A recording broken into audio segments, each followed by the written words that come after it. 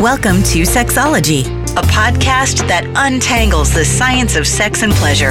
And now, with this week's episode, your host, clinical psychologist, Dr. Nazanin Moali. Hello and welcome to episode 58 of Sexology Podcast. I'm your host, Dr. Nazanin Moali. Happy Valentine's Day. For this week, since this is a Valentine's week, I wanted to do a different kind of show.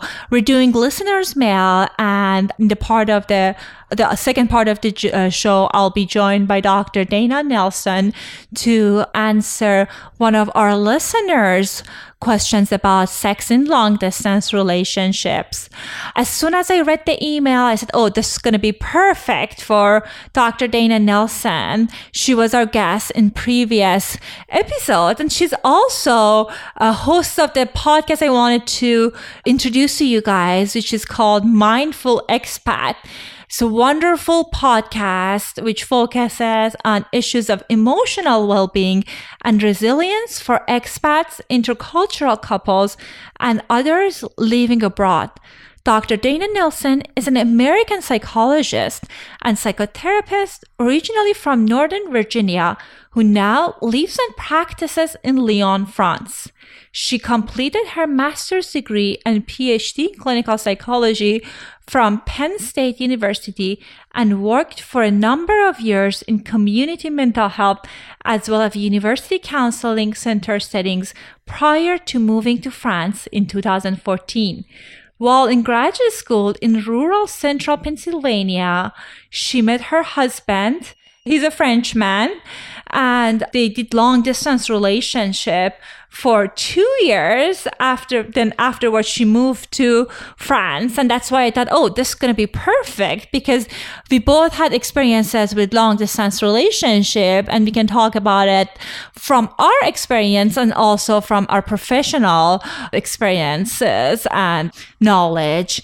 Anyhow, when you listen to this podcast, if you like it, you can also send us our questions. You can email it to us at drmoali@sexologypodcast.com, or you can just record your voice at sexologypodcast.com, and I'll answer the question in the show myself or ask an expert who can join me, and we will give you the information and the answer that you'll need. Here's my conversation with Dr. Dana Nelson. Welcome back to another episode of Sexology Podcast. Today, we're going to have a different kind of episode in a sense that, as I shared with you guys, I've been answering some of the questions that you had, and my goal for future is to do a kind of focus on what you need. So I got this wonderful email from one of you guys that wanted to learn more about long-distance relationships, and I immediately thought about my friend and colleague and psychologist, Dr. Dana Nelson, because she's an expat and she has a podcast on it. So Dana, welcome to our show. Thank you so much for having me. I'm excited to be back. I'm excited to have you. And I love your podcast, as I was sharing with our listeners at the beginning. It just has so much great content. And I felt it like your specialty, your niche is very relevant to the question we got. So I'm just going to move forward with reading the email, part of the email. So this listener, his name is Andrew, he wrote, I'm an avid listener of your Sexology podcast, and I have listened to every episode thus far. Thank you so much. That's very kind of you to say that. Yay. I was wondering if you consider doing an episode on a topic like remaining sexual in a long-distance relationship, long-distance sex practices, adapting to changes in your sex life when you're attempting to transition into a long-distance relationship, and etc. My girlfriend has just gone to Sweden on exchange for a year, so this would be an extremely relevant episode for me. And he said so many other kind things, and thank you. I'm so grateful for that. So, Dana, what do you think when you heard about this email? What was your thought about Andrew's struggle? Yeah, well, I think that Andrew, it sounds like he's being really proactive and thinking about like how he and his girlfriend are going to manage this. It also, one of the things that stood out to me in the question that I think shapes sort of how we might talk about this today is that it sounds like this is a temporary situation. So it sounds like he's aware that his girlfriend is going away for a particular period of time. I think I'm understanding that it was a year, and that they're trying to sort of figure out how they're going to sustain that relationship at a long distance. And I'm assuming, I don't know if I should assume this, but I'm assuming Andrew may be in the US. So that would be across time zones, which we can talk about a little bit more too, how that complicates things. It's not just distance, but also actually having to coordinate across time zones can be complicated. But it sounds like they're trying to manage this for a particular period of time. Yeah. And so I think that how you might navigate a long distance relationship where you know that there's an end date is a little bit different than when you're navigating that when the end date is like really, really far off, or where you might not even kind of know, it's kind of open-ended. So those are a couple of things that stand out to me. And I know that we can kind of, I think Andrew sort of focuses in his question on the sexual aspects, and that makes a lot of sense given, that he's writing to you for your podcast. But my guess is that it would also be helpful for us to talk about that in the context of some of the more relational aspects of long-distance relationships. Certainly sex is a part of that, but it interacts with all the other parts of the relationship too. So maybe that could be a framework for how we would jump into the question. Absolutely, because as I talked about it in the previous episode, I think what's going on outside the bedroom impacts our sexuality like in a really meaningful, impactful way. Yeah, and I personally been in 2 long distance relationship in 2 different decades of my life, and I know how challenging it can be. So I think it's good to kind of look at it from all different aspects. Yeah. Well, and I guess, it's funny. I too have been in long distance relationships in different periods of my life and different contexts. One was long distance from Massachusetts to New York, and not that far. Oh, is that a long distance? The other one was long distance from the middle of nowhere, Pennsylvania, to France. And so that was a little bit more challenging. And I guess just for context for your listeners too, I now live in France with my partner. After we had been in a long-distance relationship for 2.5 years, we had lived in the same location in Pennsylvania for, I'm forgetting how long, like almost 2.5, maybe 3 years. Then he moved to France. We did the long-distance thing without an end date in sight for some period of time. And that was quite challenging, not knowing how long that was going to be. And then I did move here, and I've now been here for a little over 3 years. Right. Yeah. And I salute you for like being in an open-ended long-term relationship, because I think those ones are especially very hard. Honestly, I mean, I think that in our communication prior to today, you had asked me sort of to reflect on some things and some of the things related to how to manage some of the common struggles and make or break kind of factors in long distance relationships. And one of the first things that came to my mind is, do you have an end date in sight? And personally, I think that, from my own experience and from talking to other people, I do think that having an end date in sight, even if it's a ways off, helps a lot, because it feels more manageable to deal with a situation if you see it as temporary. And then you can also kind of figure out, how do we make the most of this situation? Because there are some advantages. We may not think about it that way, but there are some advantages to being in a long distance relationship. So you can see that it's temporary while you're also recognizing, like, I miss this person and I want a partner who's there in my everyday life, and I want to be able to roll over and snuggle my partner, and I want to go grocery shopping together, and all those everyday things that we take for granted and that we miss. So when we have that end date in sight, it is easier to manage all of the different kinds of challenges that we might discuss today, including the sexual challenges.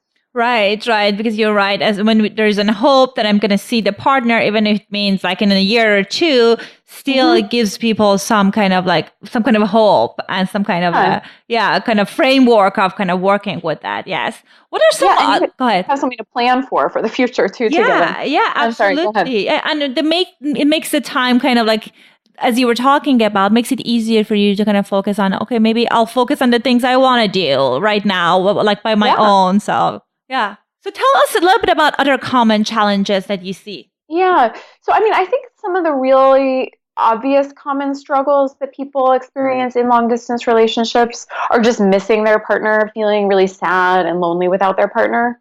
I think another big thing is that, you over time start to feel like you're not a part of this person's everyday life. And that may be especially true, like if both people are in one place and then like in Andrew's situation, for instance, I'm imagining, I don't know if this is the case, but I'm imagining that Andrew and his girlfriend were living in one location.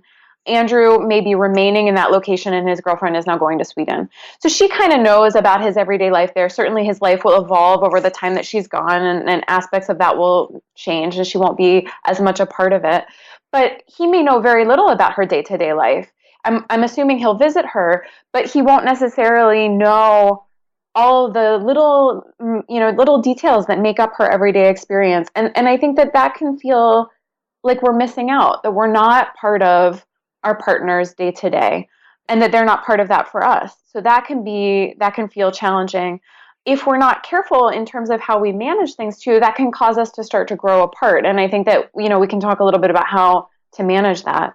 Some other kind of challenges, I think there are just some logistical challenges around communication and staying in touch. There's so much technology that helps us with that these days, that absolutely it's possible, but it does take some management, especially across time zones. So honestly, when I was in a long distance relationship with my partner between Pennsylvania and France, I think that the time difference was more challenging than the geographical distance, because certainly it was hard to visit one another, but it was more challenging, I think, to have to coordinate our time of day in order to communicate. And we got on a schedule, where often he would go home for his lunch break because he worked really close to his office, and he would call me on his lunch break and it was just as I was waking up in the morning.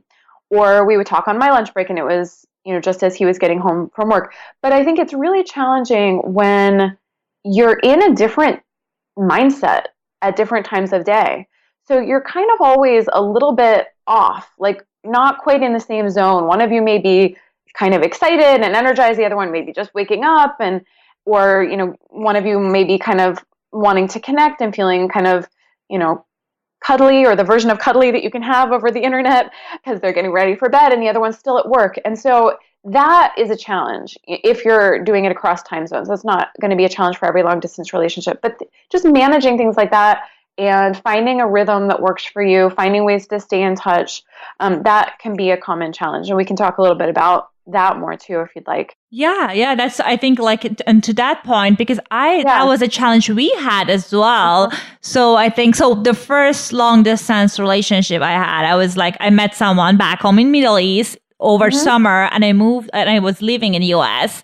So it was ridiculous. Time zone was hard, and I was so much younger. I was 19. And when you're younger, you don't think about putting the relationship as a priority. It seems like Andrew is thinking about it. As you mentioned, he's proactive about it, which is wonderful. But that didn't kind of occur to me as much. It's we're going to work it out, which it'll didn't just work fall out. into place. Yeah. Yeah. It was just, how can you manage it unless you're super intentional about it? And the same with my second long distance. And the second long distance wasn't that bad.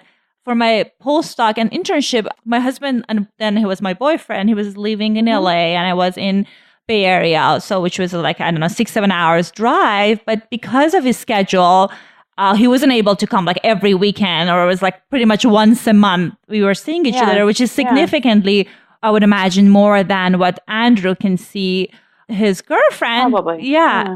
And but the challenge was also, as you were talking about, kind of setting a time that works for both of us because of scheduling. And so, yes, I think scheduling, being mindful of kind of setting aside the time is a challenge that many people have. So I got excited that we had this shared experience.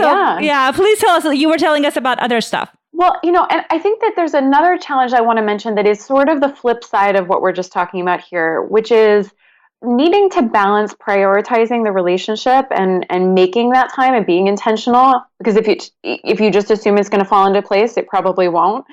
But also balancing that with making sure that each of you is really still living your own lives.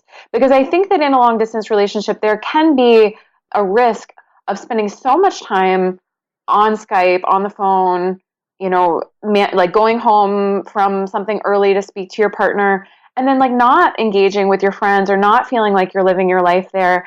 And that can cause different kinds of problems too. For one, it can make people not really super satisfied with their lives. For another thing, it can start to cause some resentment. It can end up with people feeling like the only alternative is to end the relationship in order to actually make the most of this experience I'm having. Whereas, that doesn't have to be the alternative. There can be ways to balance that. So finding the balance between prioritizing the relationship, but then also having flexibility. So, maybe you and your partner have like a Skype date every day at a certain time, but some opportunity to do something social comes up during that time, and making sure that you don't always change plans on your partner, that you do prioritize that, but that you also have some flexibility to say, this is important to me. I really want to go get to know these new people. Can we find another time, or can we say that we'll talk tomorrow, and trust that your partner's that they're going to understand that need that you have to do that. Right. Yeah. And I think the other thing with that is that what comes to mind is like the trust that you have in the relationship, because as someone who's been in a relationship and like long distance relationships, what I've noticed is when you're trusting your partner, it's easier to kind of like tell them, okay, go ahead, like socialize with other people, versus like when you're kind of insecure in the relationship, or there was some rupture in the past, your mind might go to the place that what if he or she's going to meet someone else? What if it's this new life might kind of turn to something wonderful and I'm not part of it? Yeah. And I think that those kinds of insecurities and jealousy is really, really difficult in any relationship. But I think in a long distance relationship, it's going to eat away at you. And so that is something to try to manage, to be able to talk to your partner openly about those things, but also acknowledge like your own responsibility for managing any kind of insecurities or jealous feelings you have, not putting those on your partner in a controlling way. And then you got to take a leap of faith and trust that this person is committed and in it with you. And if you don't feel that, then it is really hard to navigate a long distance relationship. It's harder to be in sort of like a casual long distance relationship than it might be like to be in a casual relationship that you're kind of in, you're kind of out. Maybe you're feeling it out and seeing how it goes. Like if it's long distance, maybe I know people who've gotten to know one another long distance and started relationships that way. But I think it's more challenging. I think you kind of got to say like, I'm giving this a real shot and I'm committing to it, and I'm going to trust this person, and we're going to both give it our all and give it a try. And obviously, if over time you discover that that's not working, you adjust accordingly. But I think if you kind of have one foot in, one foot out, that's really hard in long distance. Right. And even if that's agreement, if you are like in a non-monogamous relationship, or you're kind of considering about that, kind of being very clear about what do you want from the relationship versus and kind of guessing about what is the agreement. Yes, absolutely. And I think that probably applies in subtle ways that we might not think about as being technically non-monogamous relationships too. Like I think it's really helpful for couples to communicate really clearly about what constitutes a betrayal.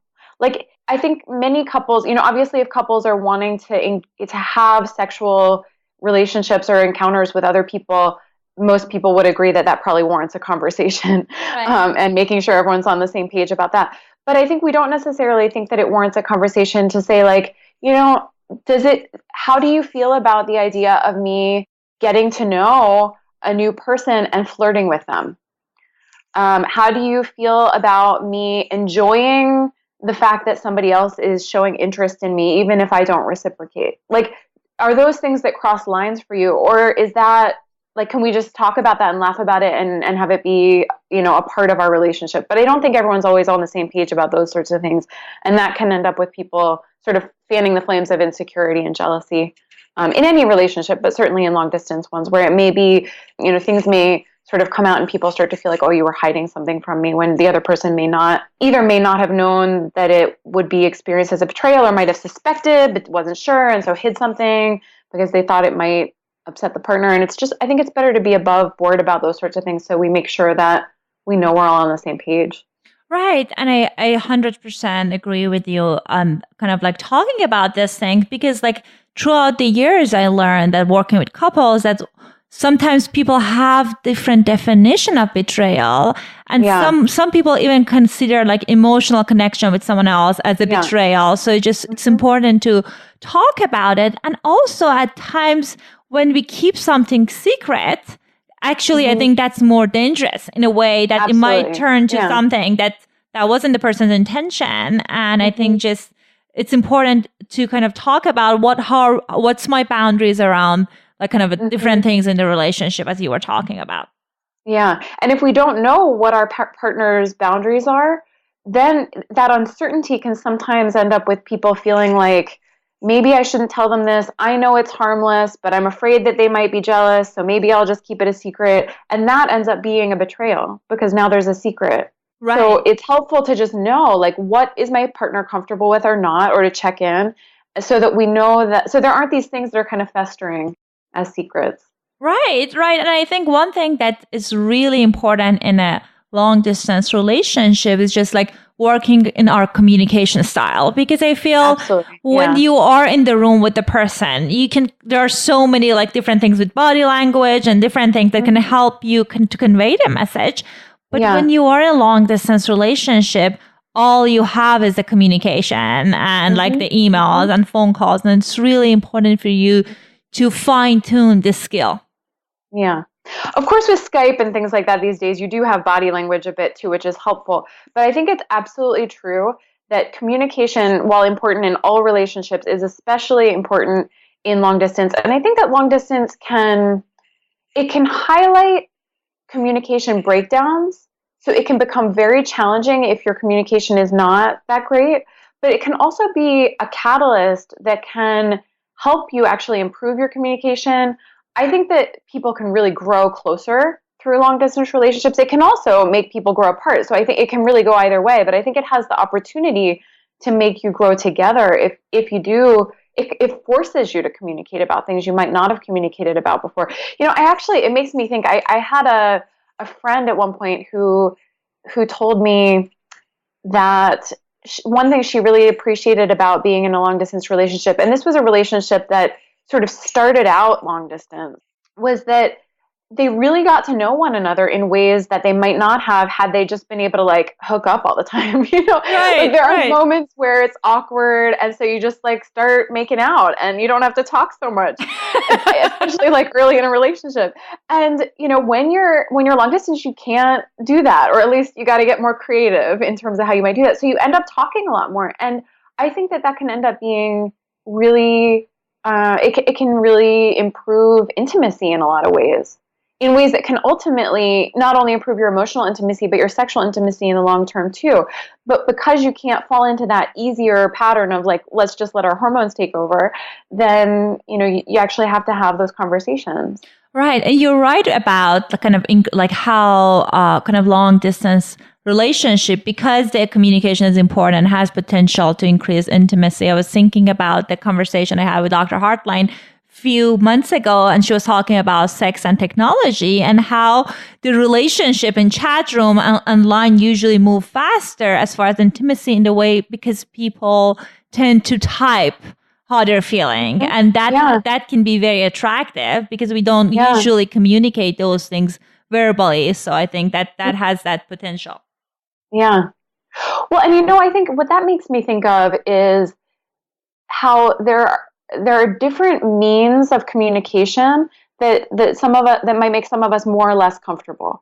So in long distance, we have the opportunity to get creative with our communication. We can talk on the phone, we can Skype, we can text, we can email, we can write old-fashioned letters. I mean, that is so romantic to get a letter in the mail or a postcard. We can send pictures. There's so many ways we can communicate. And so we have to find the ways that allow us to feel most comfortable expressing ourselves and that we know are going to speak to our partner as well. Like what's going to feel satisfying to them to receive from us.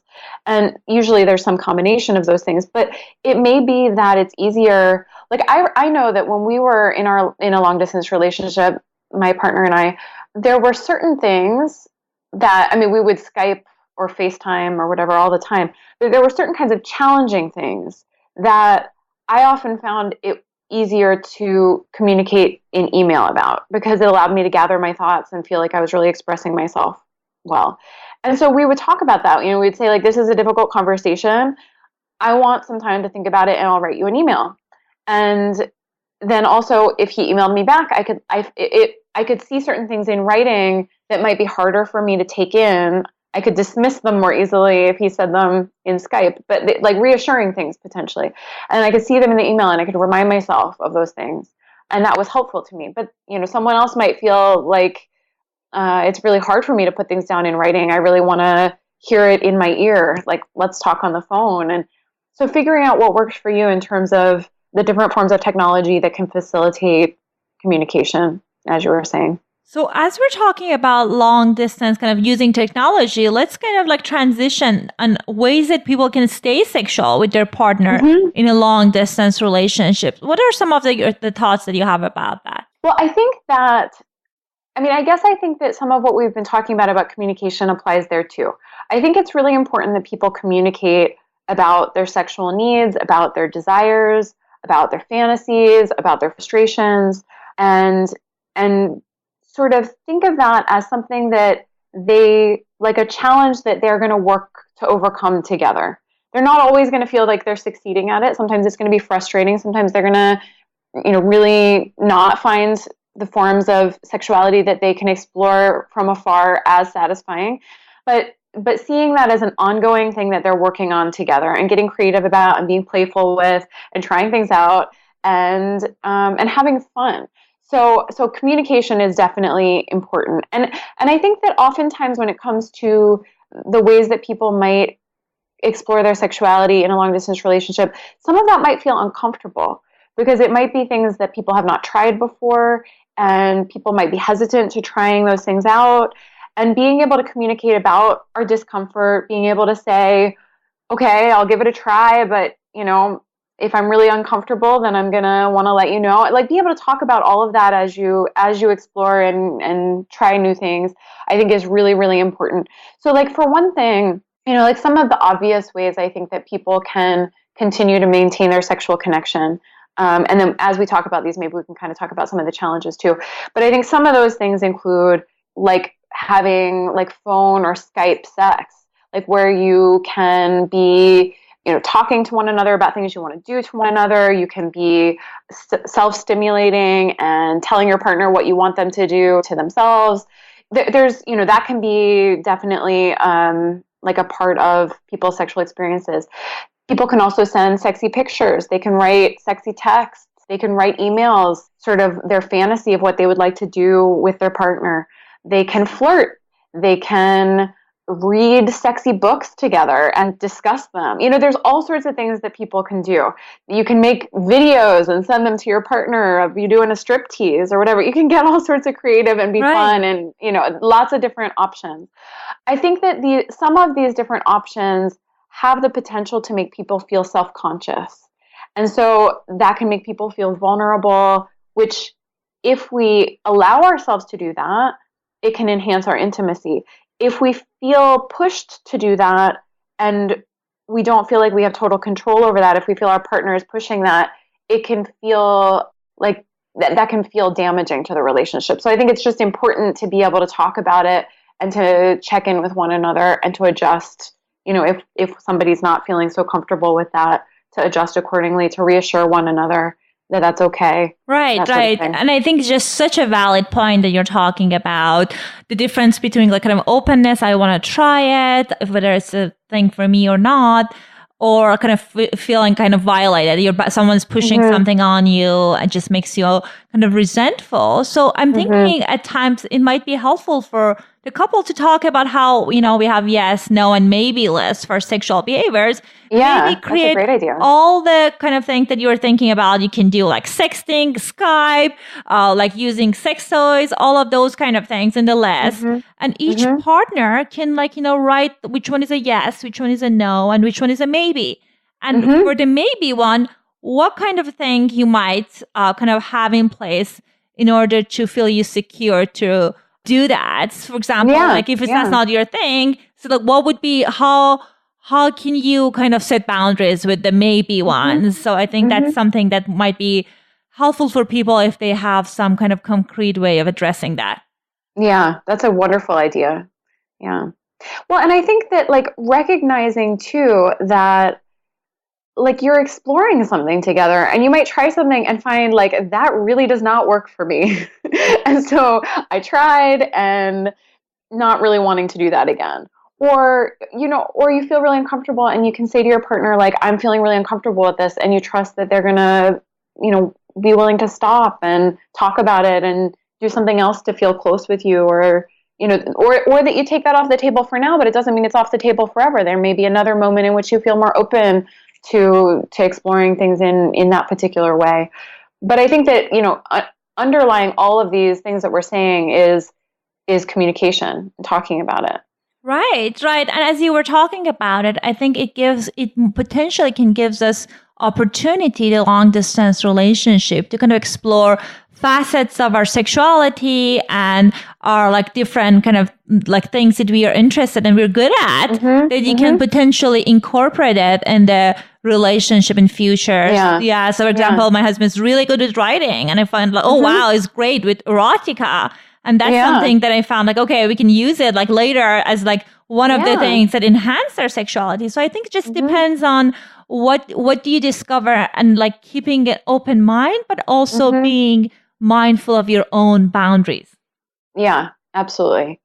And I think speaking of like sort of maybe this goes off of what you were saying about your husband and writing. I think that too, like another thing that can come out of this that can be really great, that doesn't always happen when you're in the same place, is I think that you can spend a lot more time talking about your fantasies. I love that, yes. Yeah, and that can be so sexy.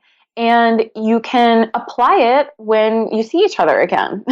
and that can be something that like maybe you learn things about your partner's fantasies, or you share things with them that you might not have shared under other circumstances because it didn't feel comfortable, or you get into a routine sexually together. But, when you, for instance, like if you're writing each other sexy emails, you might suggest like, why don't we share our fantasies of what we would imagine doing together, and we could learn what the other person finds sexy. I do think that you can learn a lot about what somebody wants sexually by listening to them talk about their fantasy of sex with you.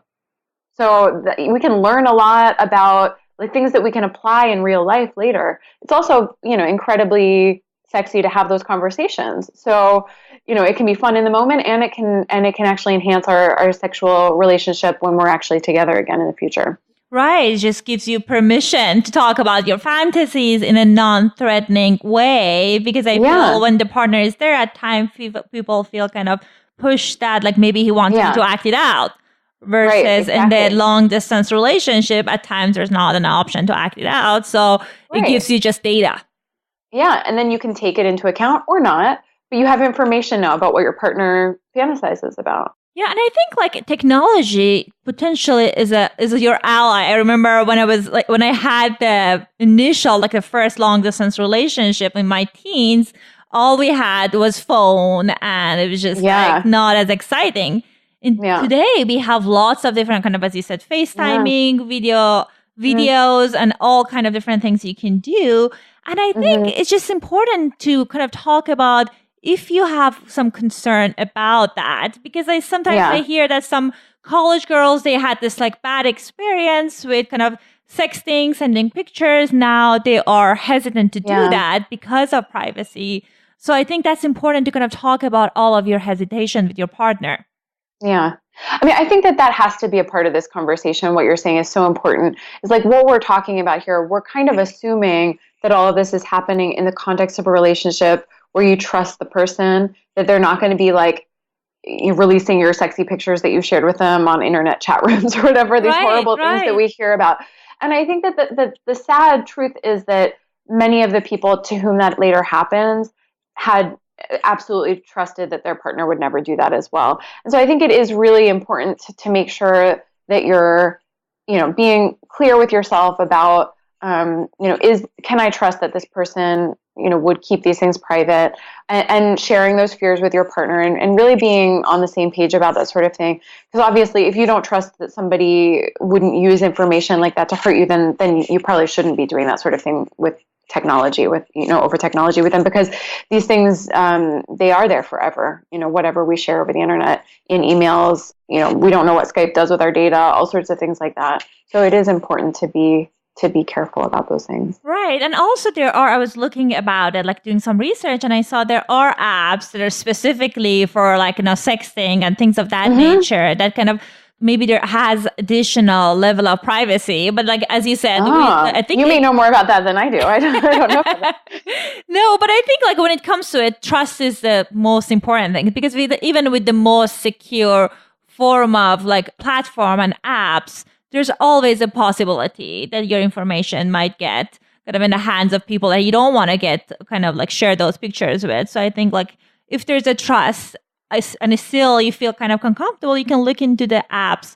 The other thing that I find, I think based on my experience, was interesting that with technology, sometimes people kind of don't think that you still need some preludes, you need some foreplay. And it's I think that is so important to keep that in mind.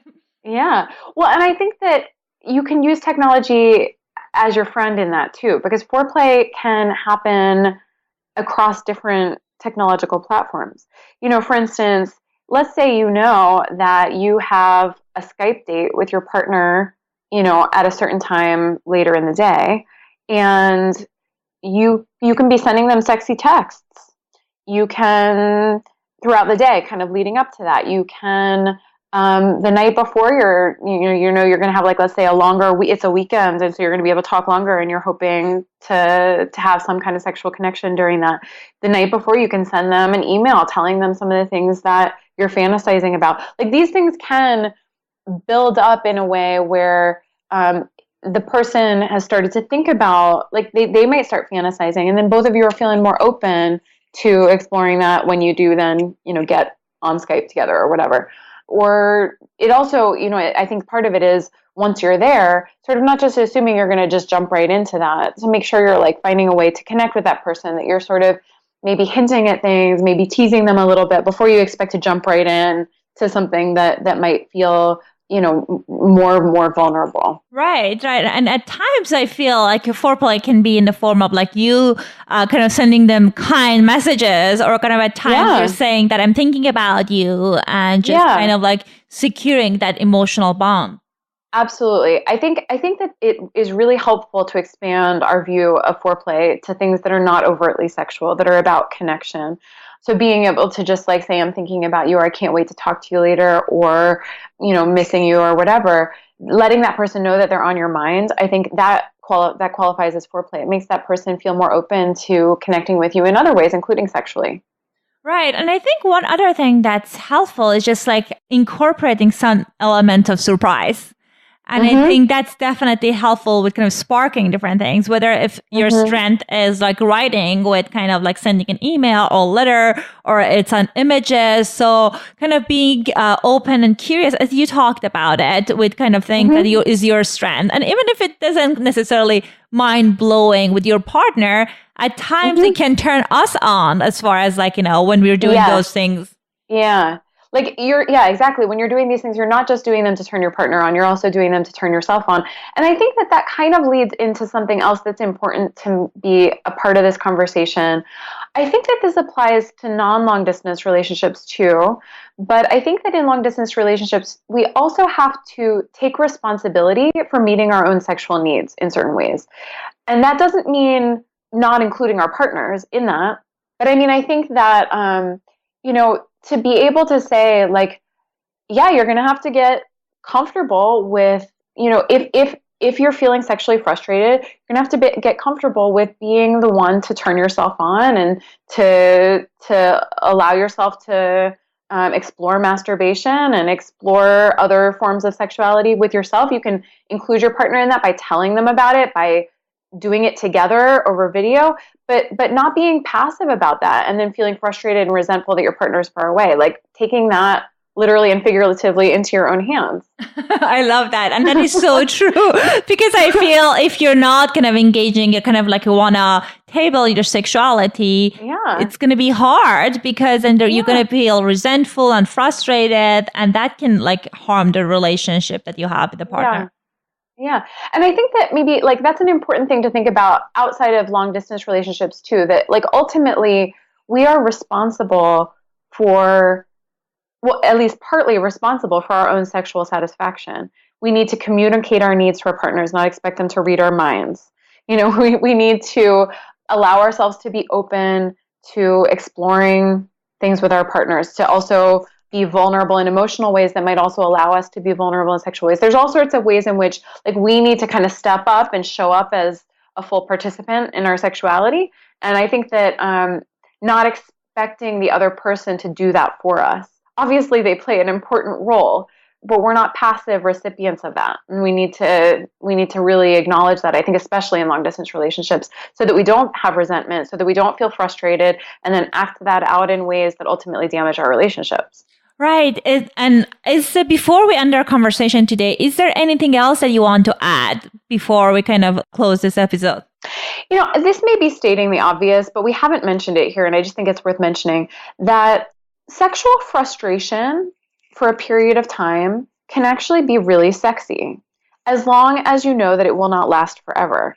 So meaning that like finding ways to remain connected sexually, but feeling slightly frustrated by not getting that need fully met all the time makes you really excited to see your partner and makes sex with them when you get back together, when you visit or whatever, like super exciting. So I think that there is that too. It's not that you don't totally table that aspect of your relationship when you're not in person and just like live for the times that you see them. But I think that like recognizing that all of these ways of connecting between are also kind of foreplay for the times that we're together again. Not that being in person together becomes all about sex, obviously, but that is exciting too. It's like it enhances those moments that we do have together in ways that can kind of spark our connection and make it exciting in different ways again. So I just want to mention that. No, absolutely. And I think that's just such an important point that I wasn't thinking about it until you mentioned it, that, it can be kind of increase the intensity of attraction and sexual energy when you see your partner if you haven't seen them for months. So that's definitely can add to the excitement. The flip side of that is we need to make sure our expectations are reasonable and that we're not like going to get our expectations up so high that we end up feeling let down if things don't, like if we don't immediately jump into bed together after not seeing each other for months or something like that. But, so, and again, communication is really important there. But I do think that there can be positive sides to all of these slightly frustrating things in a long distance relationship. Absolutely. So Dana, I want to make sure that our listeners, they know how to get a hold of you and your podcast and all the wonderful content you're providing. So what would be some of the ways to contact you? Well, the best way to learn more about me and my podcast would be to go to the website. It's my podcast is called Mindful Expat. And we talk about all sorts of things related to emotional well-being for people who are living abroad. And that includes things related to long-distance relationships, but not only that. And so the website is mindfulexpat.com. And if people wanted to get in touch with me, they can easily find my email there. But my email is Dana, D-A-N-A, @mindfulexpat.com. Awesome. I leave all those information in show notes. And Dana, as always, it is a pleasure to have you on this show. Thank you so much. It's so fun to talk to you. And this is such an important topic. So I'm really glad that Andrew wrote to you and that we had an opportunity to answer his question. Yeah. And I hope he got some good tips. Thank you so much. Thank you. Bye-bye. I hope Dana and I answered some of the questions that Andrew had in mind. And if you guys, other listeners, have some tips and tricks on how you are keeping the sex hot in the long distance relationship, please share it with us so we can pass it to Andrew. Andrew, we all are rooting for you. Anyhow, I just want to remind you that this is the last week I'm offering 50% off of my sex therapy services. So if you're interested, you can just give me a call at 310-600-9912 or follow the link in the show note to book an appointment. We can do the sex therapy sessions in my office. I have 2 offices in Los Angeles. Or we can do a video counseling, which I use this confidential form of video counseling. So we can work together even if you're living all around the world in different part of the universe. Anyhow, this was lovely to talk to you and take a good care. Thanks for listening to the Sexology Podcast. For more great content, visit www.sexologypodcast.com. Please be advised that information presented on this podcast is not a substitute for seeking help from a licensed mental health provider.